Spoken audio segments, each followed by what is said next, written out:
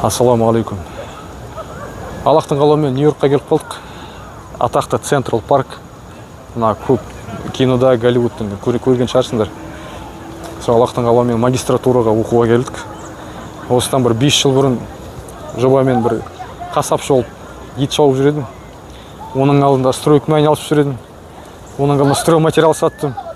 Қазір Аллахтың қалауымен болашақпен магистратураға келіп оқудым. Айтайын дегенім, жалпы мен өзім қазір 40-тамын, ровно 40-тамын. 40-қа келіп қазір студент болып жатырмын. Бір жаңа бір қадам басқандай да, бір сол айтайын дегенім. Ана жақта белка жүр, сквирл. Айтайын дегенім, мына 40-қа келіп қалған жігіттер, 40-тан асқан жігіттер 50-ге, осындай орта жасқа келіп қалған, бір андай кішкене депрессияға түсейін деп жүрген, енді ары қарай не істеймін, өмірдің мағынасы не деген сияқты адамдарға айтайын дегенім, ешқашан бастау кеш емес.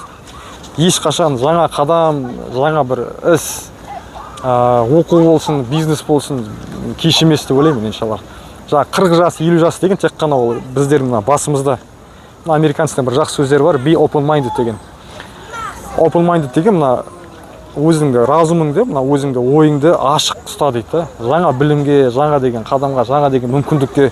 Ал жас деген ол тек қана паспорттағы ғана сан ғана болды.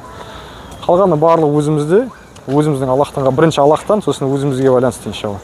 Сол айтайын деген. Так что давайте, дерзайте, тормозить етпеңдер. 40-қа келдім деп отырып қарын өсірмеңдер. В общем, ұмтылыңдар. Сендерден бәрі шығады, обязательно бәрі шығады, мен білем.